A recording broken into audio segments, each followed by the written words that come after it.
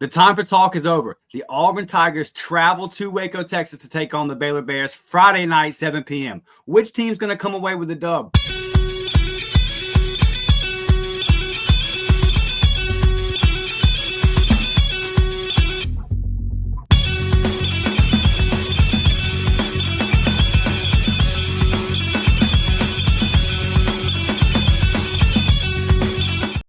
Yes, sir. What's up, everybody? Welcome back to the Uptempo Podcast. As always, I'm your host, Dustin Smith. First game preview of the year.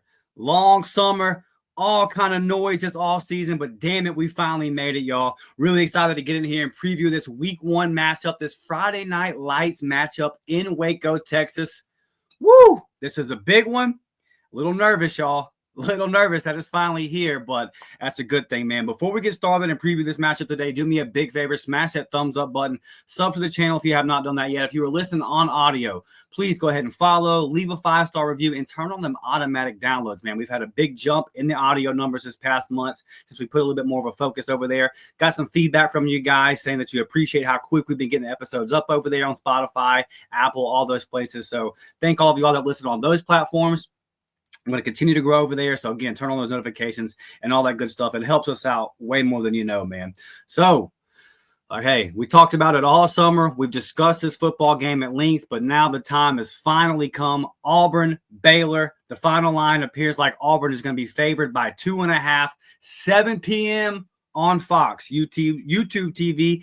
Able to work out a momentary deal with Fox. So, if you're worried about that, if you have a YouTube TV, you're good for at least Friday night, man. I'm going to be able to watch this matchup. Woo! This is a big one, guys. This is a big one for Hugh Freeze. This is a big one for the Auburn program. It's been a long time since Auburn has had an opener of this magnitude. But it's a big game for Baylor, too. Make no mistake about it. I'm sure we're going to have some Baylor people watching the show here and don't want to discount their feelings and their emotions. Would be a massive game for them. You got an SEC team coming into their building. They can really send a message. You know, the Big 12, they've kind of been doing a little bit of talking, just like the Big 10 has, and the ACC. Everybody kind of taking some shots at the SEC. This would be big for them to have an SEC team come into their building and pull out a dub. An SEC team that has had back-to-back top 15 recruiting classes and acquired a lot of talent from the transfer portal. If Baylor's able to get this win and stick it in their pocket, it would obviously be a huge win for Dave Aranda, huge win for that Baylor program to kind of get their season started off on the right foot. But it would mean a lot for their conference as well. So just a big-time matchup, man. A lot at stakes right out the gate, week one. And let's start off with the injury report. Looking at the Baylor side, not too many surprises here. Pendergrass, the running back, is out. Big time blow for Baylor, and we've known that for a couple weeks now. But he's not going to be able to play. It looks like the majority of the season. He might be out for the season, is my understanding, right? Kind of affecting not Baylor starting running back, but it does affect their 1-2 punch. Pendergrass did a lot for them. Kind of would be similar to if Auburn was coming into this thing without Jeremiah Cobb. I'm not comparing Pendergrass to Cobb's play style, but just as like the production and what you need from your number 2 back. And then sounds like Turner, another running back of theirs, is questionable, most likely not to play. So they're out 2 running backs in that rotation. Now, not their starter, not Baylor's, number 1 guy there, but still, I'm sure if you ask the Baylor folks, they're not too fond of having 2 running backs in the rotation, not going to be able to play Friday night. And then Carl Williams, the safety. This is the one that, speaking to some people on the Baylor side of things, this is the one, the safety, Carl Williams. They're a little bit worried about this one. Big player for them back there. They're going to need Carl Williams. They were counting on Carl Williams at least to kind of help out with that Cam Coleman and all those weapons that Auburn has at wide receiver. So not great news for the Baylor Bears there. If there was one matchup where Auburn felt really good, it was their wide receivers versus those Baylor DBs, and they're out a guy that they're really high on in Carl Williams. So not the best of news there for Dave Aranda and his defense. Auburn, Eric Singleton, questionable. Well, actually, Hugh Freeze spoke yesterday and said that he is going to play. He won't be 100% though. He's got that deep knee, that deep bruise, that bone bruise in his knee. Heard that he had, just like, again, he hasn't been 100%, a little bit of limping in practice, according to our guy Kyle Rush over there at the barn. But he also said there was some place where he looked electric and still have the juice. So we'll see just how much of Eric Singleton we see, and just how close to 100% he is. It sucks that we've been waiting all off season. We've heard about that 4.2 speed and everything that goes along with Eric. Kind of sucks that it seems like he'll be coming out the gate not 100%.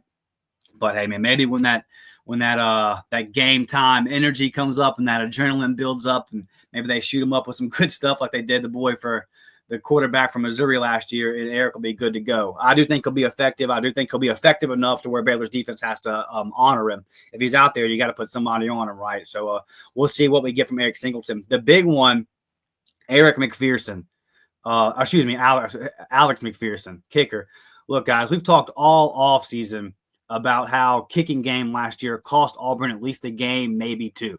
So I don't want to be a hypocrite and say that if McPherson is not able to go, that it's not that big of a deal. It is a big deal, because I've said all offseason how him being back and being healthy is a big deal. Are you confident in Towns McGoo on the road in an environment like he's going to face Friday night in Waco? I'm not. Now, I'm not completely writing off Towns McGoo, but I sure hope it's McPherson out there. If it's a crucial field goal that Auburn has to hit, I hope Alex is able to go. Hugh said in the beginning of the week that Alex has not been able to hold food down, that it has not been the best week for him and his health, that, he's just not been feeling well, and it feels like it's kind of a day-to-day thing. So, but also heard that later on in the week, he was hitting some longer range field goals in practice. So with McPherson's situation, it just kind of feels like it's going to be a day-to-day deal. And Hugh mentioned that in his Monday press conference. He said, we'll talk about it on game day. And if he's feeling good, then we have to kind of find out what's the distance. He said, I told Alex, you got to be realistic with me so I know what it is. Just how far out do you feel comfortable hitting it from today? Look, I don't want to seem like we're just talking about the football side here. Number one and most important when it comes to McPherson is just his overall health. He lost up to over 50 pounds last year, and it just got really rough there. We don't want to see it go back down that road, obviously. Want Alex to be able to live a healthy, normal life. Want him to be able to continue to pursue his hopes and dreams of playing football at a high level. So it sucks to hear this on game week when you've heard so much positivity throughout the summer about the progress he's made. Just praying for him. But also from the football standpoint, praying he can get out there and kick field goals for Auburn, even if it's just from like 45 yards within, right? If we know the range and he feels good enough, like, hey, I can go out here and I can hit it from this range. If we know the range, if we know where we got to get, and we're confident in what Alex can do from inside that range, then, I think Auburn will be good to go. So that's just going to be one to watch, though, because if Alex isn't able to go, then you have questions. And Hugh said that if Alex isn't able to go, that it would be Towns McGoo that got the first crack at it. And that's based off of what all is going on in the offseason, because you also have Gibbs, the transfer from Southern Miss. And it sounds like Towns was just a little bit better in the offseason if he's going to be the next one off the bench. So, rough year last year for Towns McGoo. Hopefully that's just freshman jitters, and he got the yips and he wasn't able to figure it out and he got in his own head. Hopefully he's able to hit that reset button if Auburn needs him, but we can't completely ignore what we saw. I've heard a lot of people say, well, he was a freshman, he was thrown in the action. Oh, Alex was a freshman and thrown in the action, and he didn't miss a kick, right? So or maybe one, but he was super solid as a freshman. So yeah, to me that kind of sounds like you're making excuses. Towns has got to be a lot better, and hopefully if it is a situation where Towns does have to kick a field goal, I think that first one's going to be really critical for him. Like if Towns comes out there and Alex isn't able to go and he misses one early, probably would be a shot to his confidence and a shot to the football team as well. So I don't want to sound like I'm downing Towns, but we only have the information that we have, right? So hopefully if that is the situation, and hopefully it's not the situation at all, hopefully Alex feels good, he's able to go, and we have nothing to worry about. But if it is Towns, then I think that first field goal, if he has to attempt one, will be big for him. Say if he has like a 42-yarder and he comes out there early and he bangs it through, I think that would be big for Towns. But hopefully, again, McPherson's able to go. So that's your injury report. Let's get into some keys to the game. For me on Auburn's offense, it's really simple. Stay ahead of the chains, number one. And I spoke a little bit of this on the last episode. I fully expect Dave Aranda to bring the blitz. I fully expect Dave Aranda to try to throw Jackson Arnold off, especially now with the injury to Carl Williams. You feel like, that advantage with Auburn and the wide receivers versus Baylor's DBs is the big mismatch of the game. So if you're Dave Aranda, you're going to have to try to get Jackson Arnold in this Auburn offense off schedule. And we know all the situations that Jackson faced last year at Oklahoma. But he did show at times, the fumbles and things like that. When any quarterback, if you get pressure on any quarterback, they're obviously not their best, right? So if you're Dave Aranda, you're going to want to bring the house. You're going to want to kind of make Jackson Arnold have to think. You want to get after him quickly. You don't want Auburn's wide receivers, Cam Coleman, Eric Singleton, Malcolm Simmons, Perry Thompson. You don't want those guys to be able to have enough time to win their routes and get open. You're going to want to get to Jackson Arnold quick. And so I fully expect Dave Aranda to draw up a lot of different exotic blitzes and things like that and try to keep an Auburn offense that's got a new offensive line or at least some new pieces at the tackle position, a new quarterback, all that kind of stuff. In its first game on the road in a loud environment, I think Dave Aranda is going to try to get Auburn rattled. So stay ahead of the chains. If you run the ball on first down, it doesn't even have to be 6 or 7 yards. Obviously, we sign up for that, but just get 3 or 4, man. Fall forward. Keep those chains moving. Stay out of 3rd and long. Do not get into 3rd and 7, 3rd and 8s all night trying to work in a new quarterback in game 1 on the road. That's a nightmare. So first and foremost, stay ahead of the chains. Win your matchups in the run game. Running backs, break a couple tackles, make some big things happen. And then key, like the big key here, it is a key in every game, but you have to bring it up because of what happened last year. Protect the football. I can see a path where Auburn wins this game if they lose the turnover battle by like 1. Like if Auburn commits 1 turnover and Baylor doesn't, or if Auburn commits 2 and Baylor commits 1, okay. But if you're Auburn and you get anywhere north of 2 turnovers, or if you lose the turnover margin by more than 1, you're going to lose the game. So if you're Auburn, you've got to protect the football. Hugh Freeze said it on Tiger Talk Monday night. Let's just let the drive in and a kick. There's nothing wrong with punting. You expect this Auburn defense to be a top 20, top 15 unit this year. Play that field position game if you have to. If you got to settle for a field goal, settle for a field goal. Make your field goal kicks. Make your kicks, But protect the football. Do not put your defense in a bad situation versus a Baylor offense that has a starting quarterback who finished the season very strong last year. They have playmakers on offense. They're confident in what they're doing over there. They're the home team. It's a blackout. They're going to be fired up. There's going to be a lot of juice in that stadium. Do not come out and commit stupid turnovers early and put your defense in a bad position. That Baylor offense might be able to capitalize on those situations. And then if you're Auburn, you're really going to be kind of, fighting an uphill battle. You can say protect the football in every single game, but it was one of the big downfalls of this Auburn team last year. And you can see a situation where week 1, again, new quarterback, everything that goes into that, an offensive line trying to gel together on the road. You can see some miscommunication issues that could possibly lead to some turnovers. You just can't do that. If you're Jackson, use your feet, get out of there, throw the ball away. If you have to eat it and just take your sack, do whatever, punt that ball. But protect the football, win field position. If you're Auburn, you really need to win field position in this game. It'll be crucial. And that gets me to my final point of special teams, man. Win that special teams battle. Punt game, return game, and obviously field goal kicking. I think it's going to be a tight game. I'm not predicting an Auburn blowout at all. It's going to be a tight game. And in tight games, we have seen over the last 2 years, yardage and special teams, and then obviously points on the board from missed field goals have cost Auburn tremendously. Hey, Iron Bowl, dropping a punt, right? Like you can go down the list of all through different units on special teams of where mistakes have been made the last couple of years that have cost Auburn. It's got to be clean. This is one of them games where it's got to be clean. Tight games can be won or lost on special teams. You've got to keep it clean if you're Auburn on special teams and win the field position battle, make your field goals, all those kind of things, man. Don't do anything dumb on special teams that'll put your offense and or defense in a bad position. Defensively for Auburn, keys to the game. Get after Robinson. Get after that Baylor quarterback because the kid's good. The kid is a good football player, and Baylor has some weapons. Their tight end, Trigg, 30 receptions last year.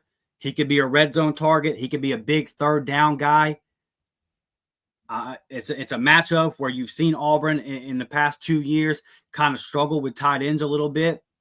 So looking at those linebackers for Auburn, right? The Caleb Wheatlands, the Robert Williams, how much does Elijah Melendez play into this? And DeMarcus Riddick on those third downs, whether it's getting after the quarterback, whether it's containing the tight end over the middle. I know you can do different things with safeties and all that, but watch that tight end. Watch that tight end Trigg. I think he's a good player. Baylor also has a wide receiver transfer from Colorado State that they're really high on. David Rada has spoke very, very highly of him throughout fall camp. So watch that, man. This Baylor offense can make things happen. They're a big play offense. And Auburn's defense last year, for everything that they did well, the big plays, the big passing plays was the one detriment. That can't be the case. If you're Auburn's defense and you win first and second down, there's no reason why those third down demons from last year should reemerge.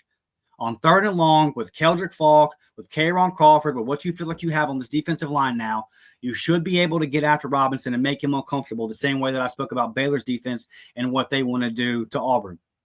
So get after the quarterback. Do not allow Baylor to establish a run game. I like the matchup of Auburn's defensive line versus Baylor's offensive line. So keep Baylor in those third and longs. Do not allow Baylor to stay ahead of the chains, gaining 4 or 5 yards on first down. The same way that I spoke that was a key for Auburn to do. If you're Auburn, you can't allow Baylor to do that. They get that running game going a little bit. It don't even have to be great. But if they make DJ Durkin and the defense honor it, then Robinson can really use those weapons that he has. And again, I think he's one hell of a football player. So Auburn just got to be aware of that, man. One more thing for the defense. If the football is on the ground, pick that thing up, man. Pick that thing up. Get down on it. Like, get the football. You ain't got to pick it up and run it back. Get that football, secure that fumble. If you have an interception in your hands, Kay and Lee last year versus Cal probably would have had a pick six that could have changed the game. You've got to make those plays if you're Auburn's defense Friday night. You have to. So capitalize on your opportunities and get after that quarterback. Because make no mistake about it, that's what Baylor wants to do. They want to light the scoreboard up. They want to have Robinson throwing that ball around to their playmakers and then hand it off to those running backs while you're worried about that. So just get after that QB, man, and win the turnover margin. Like, the reason why Auburn was last in turnover margin last year in the SEC was obviously because of how many the offense committed. I mean, just 9 in the Cal and the Arkansas game alone. But the defense didn't do a great job of creating them either. So, and again, if you get an offense in the third and long in your Auburn's defense, there needs to be some turnovers created in those situations. You know that you got to pass. Instead of these big plays over the top on 3rd and 13, you should be sacking the quarterback. You should be creating strip sacks or creating interception opportunities. Man, get 2 or 3 turnovers. Capitalize on your opportunities if you're the Auburn defense. Now, let's get into this. How would Baylor win? Baylor wins if, and then Auburn wins if. We'll get right into that after this. Over 200 subscriptions this month alone, and over 25 people have signed up for the new memberships. We've also had even more than that gifted out. It's been a great month for growth over here at the Uptempo podcast. Some of you guys have DM'd me. You've left comments on underneath the videos asking how you can help out. It's really simple. Sign up for these memberships today. $3.99 a month for the JV squad, $5.99 a month for the varsity squad. JV squad gets you members only live chat, member shout outs, game day group chat, priority reply to comments, early access to videos, exclusive gifts. Varsity squad gets you all of that, plus recruiting update videos, discounted merchandise, and access to play gameplay with me on the Xbox. If it's a cross-play game and you have PlayStation, we can do that too. EA College Football 26, Madden, MLB The Show, it doesn't matter, baby. We can do whatever you want to do. The gameplay with me option is there. I have already played several of our members in EA College Football 26, currently undefeated. So if you think you can give me that first L, man, hop in here today, sign up for these memberships. These give us the ability to go out and travel to the games, cover the games. Obviously, this week's Friday night, our football game is on a Friday night, right? Auburn playing Baylor on a Friday night. But we will start our high school tour going to a new game every single week, watching an Auburn commit and or Auburn target. That will start next Friday night. This right here allows us to do that. The streaming services cost money. You know, it's not free to run a podcast. So sign up for these memberships today. It really helps us out, man. It keeps the lights on. It gives us the ability to travel and continue to put out exclusive content for you guys. I cannot thank you enough. If you're listening on audio and that's your primary source of listening to the podcast, but you still want to get some more exclusive content, this is a great way to do it. There's issues with signing up on the phone. A lot of y'all have reached out to me and said it doesn't allow you to sign up on the phone. So get on your desktop. If you get on your desktop and you sign up for the memberships, you should be good to go. So thank you for everybody that has done that. I've got some more announcements that are coming soon for our members. That's another thing too that I don't really have on the chart here. Sometimes something pops up that I want to talk about, and I just pop up and talk about it and upload it just for the members. So it gets you more podcasts every week. There's at least one. Again, got some announcements coming out here in a couple of days about we're gonna be pumping out the content a little bit more. I'll tell you like that. So sign up for those memberships today. If you're like Dustin, you just ain't got enough episodes coming out. I need more of it. Well, sign up for the memberships, baby, and then you'll get some of those exclusive membership pods as well. All right, Baylor wins if 1, Auburn shoots themselves in the foot, gets in their own way, and look, it's been a nightmare these last couple of years of Auburn doing that. So until I see Auburn slay that demon, I got to believe it, right? Get out of your own way. If you're Hugh Freeze, don't overthink it. I'm going to tell y'all something right now. I don't want to see no trick plays in this game. I don't want to see a trick play. There shouldn't be any need for it. No trick plays. I don't care if you've had all offseason to work on it and you think you got one. No wildcat. There don't need to be a wildcat when you have Jackson Arnold as your quarterback. He can do anything he wants to do with his legs. Don't overthink it. Get out of your own way. But if Hugh Freeze gets in the way, if Auburn gets in their way with stupidity, whether it be play calling or dumb turnovers or penalties at the wrong time or missed field goals or muff punts or anything like that, backing themselves up with a hold on a kick return, any of those kind of things. If Auburn gets in their own way, which has been, if you're a Baylor fan listening to this, you're probably like, well, duh. Any team gets in its own way, they could lose. But like, y'all don't understand. Auburn has done this at a level that you really couldn't believe. Like, Auburn has invented ways to lose football games under Hugh Freeze. And somewhat before Hugh Freeze, but like really, it has just been, you can make a documentary about last year alone because it just doesn't make any sense. And there's this thought process out there that just goes away, or that man, the ball didn't bounce our way last year, but it will this year. Not necessarily. Ask Scott Frost at Nebraska. They lost a bunch of close games, and then they came back the next year, and they were like, all we got to do is turn these close games into victories. And it didn't happen. They just kept losing close games. And then Scott Frost got fired at Nebraska because he couldn't close out close games. So Baylor wins if Auburn continues to do what it's done the last couple of years. And again, that's not me trying to take credit away from Baylor. That's a very Auburn thing. That anybody playing Auburn, that's where we're at as Auburn fans right now. We got to see Auburn execute in clutch moments and stop making those critical mistakes in big time games. So Baylor wins if Auburn jobbers, if Auburn shoots itself in the foot. Baylor wins if they create multiple turnovers. If Dave Aranda is able to dial up exotic blitzes and be the defensive genius that he is, and he confuses Jackson Arnold, man, it could be a long night for that Auburn offense. If Baylor's able to get pressure on Jackson Arnold, create some turnovers, miscommunications, like I mentioned earlier, with a new quarterback and new guys out there at left tackle and right tackle on the road, if those kind of things happen, man, Baylor could easily capitalize. And then also, if Baylor runs the ball well, I think if Baylor's able to run the ball at a slightly above average clip, it could put Auburn in a little bit of trouble. If you're Auburn, what you want to do is force Robinson into must-pass situations. You want to keep Baylor in these third and long situations where you're allowing Keldrick Falk to eat, Kayron Crawford to eat, whether you have to let DeMarcus Reddick loose and let him get after the quarterback, anything like that. If Baylor's able to establish a run game, it could mean trouble for Auburn. Auburn wins if establish a line of scrimmage. Number one, protect the football, but establish the line of scrimmage. If Auburn establishes the line of scrimmage on offense and on defense, if they shut down that Baylor run, force Baylor to pass, and then vice versa on the offensive side, if you're able to pop off 4 or 5 yards with Damari Austin, Jeremiah Cobb, and you make Baylor honor that, and they have to worry about that, and they have to put an extra guy in the box, and then on top of the mismatch that is Auburn's wide receivers versus Baylor's DBs, then if you're Auburn and you protect the football and you're establishing a line of scrimmage, you should be walking out of Waco with a dub. You should be walking out of Waco with a W if that's the case. Establish a line of scrimmage, man. We've heard all offseason about Xavier Chaplin, Mason Murphy, Connor Lew, how great this offensive line is supposed to be. So get some push. And I don't expect it to be crisp and clean in the first quarter, but by the time that fourth quarter rolls around, that offensive line of Auburn needs to lean on that Baylor D-line a little bit and run the football and close the game out. Establish a line of scrimmage and obviously protect the football and win special teams, man. Win special teams. The hidden yard in special teams, you have got to win that if you're Auburn. All right, prediction time.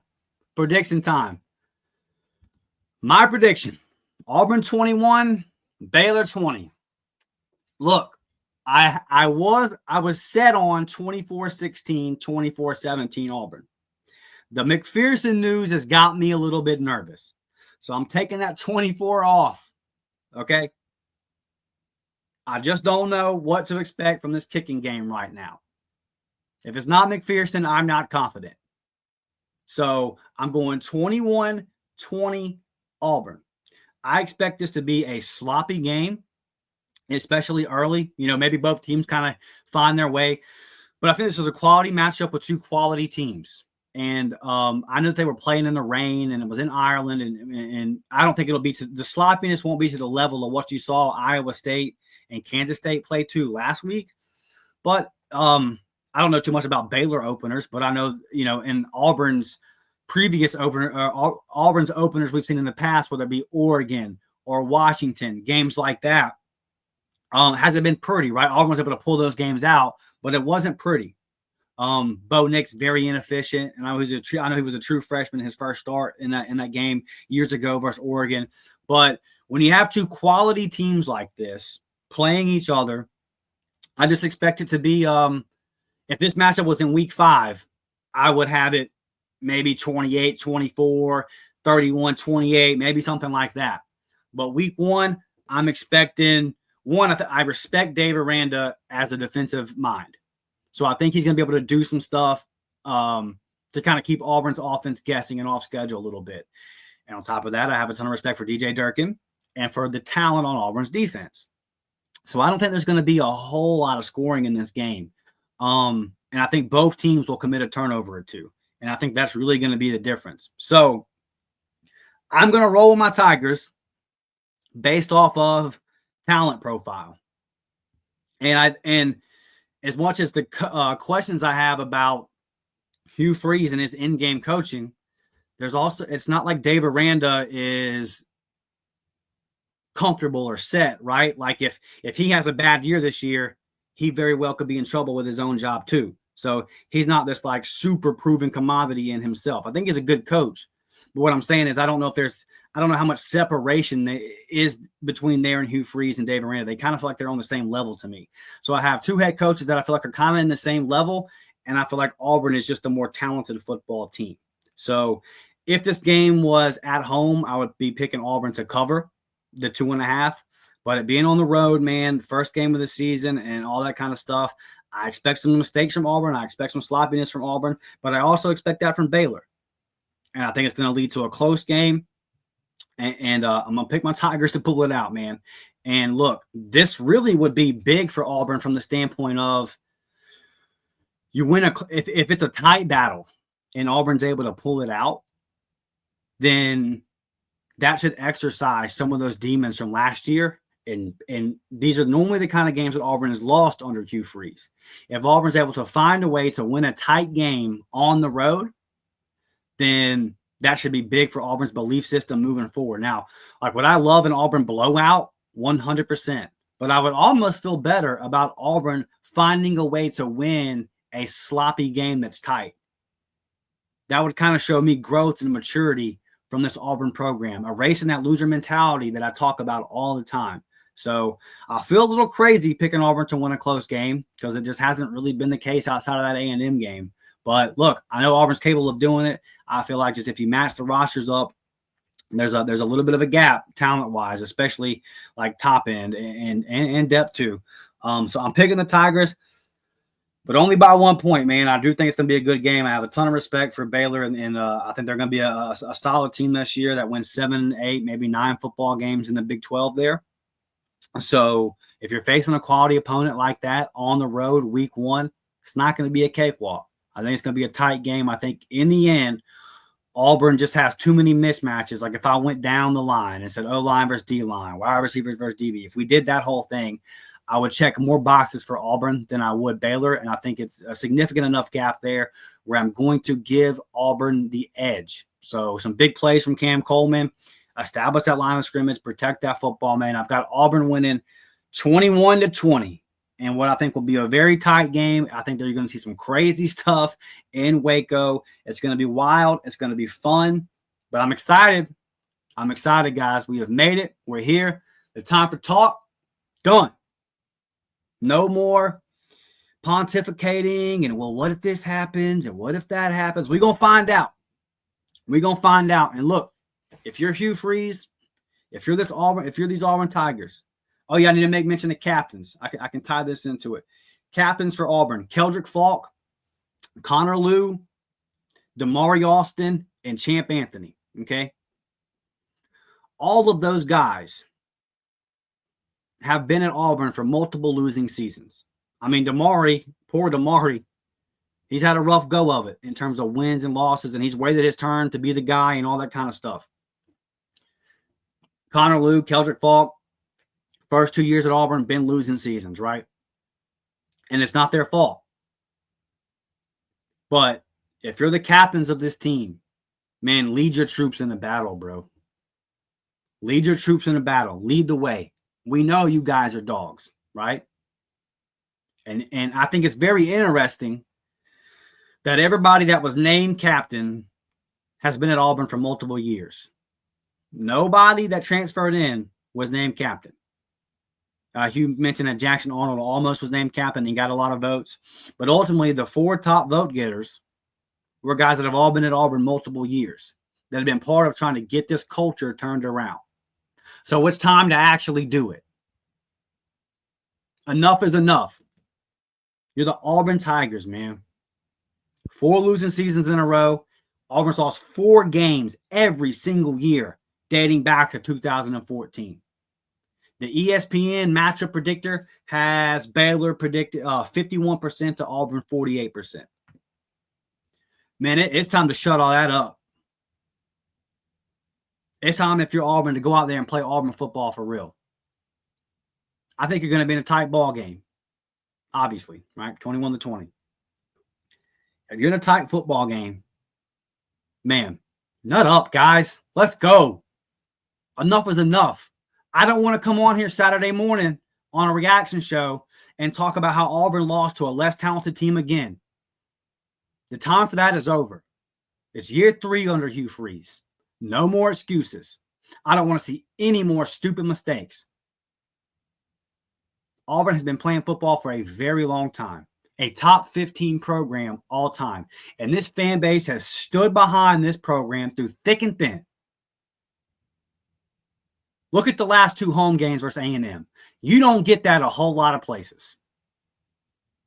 This fan base continues to show up and show out. Man, I predicted 7-5 and just got dragged through the mud in the comments. And rightfully so. I mean, that's fine. That's fine. I want you guys to be that. That's the passion of Auburn fans. I'm with it. Let's go. Let's go. Now, some of y'all didn't hear the part where I said, I hope I'm wrong about this, and Auburn goes 12-0. But, there's not a tool at Home Depot that can fix stupid, as my dad always says. Listen, let's find a way, man. You got to dig deep. You got to find a way. Auburn's got to remember that it's Auburn. Enough is enough. And I don't want to come on here all season and talk about the same crap like I had to do last year. Because it's one thing to get beat, and you're going to get beat. That's fine. But I'm tired of watching Auburn beat Auburn. I've had enough of it. I can't do any more of it. If you're Hugh Freeze, everyone's questioning you, bro. Hot seat, all this. You're already a lightning rod. Everything you say gets blown out of proportion. Everyone takes shot at you unnecessarily. Man, the golf, all that kind of stuff, all off season. Use that as motivation, baby. Find some fire. Let's freaking go. You have, according to recruiting rankings, you have a top 15 roster in the country. Yet you're starting out the season outside the top 25. That's because nobody believes in Auburn anymore, and they shouldn't. If you're not an Auburn fan, why would you believe in it? But if you are an Auburn Tiger, if you're in that locker room, if you're one of those coaches, it's time to make people believe again. It's time to stand up and say enough is enough. We're done with the bullshit. We're going to play Auburn football for 4 quarters. That's what I want to see. Man, thank you guys for watching. Like and subscribe. We will be back Saturday morning, 9 a.m. with my guy Nick from the Water Cooler Talk podcast reacting to the game. I'm hoping it's going to be a book session. I hope it's going to be a hype victory podcast. We'll see. 7 p.m. on Fox, Auburn, Baylor. Cannot wait, y'all. We made it. It's War Damn Eagle. I'll see y'all Saturday morning. I'm out.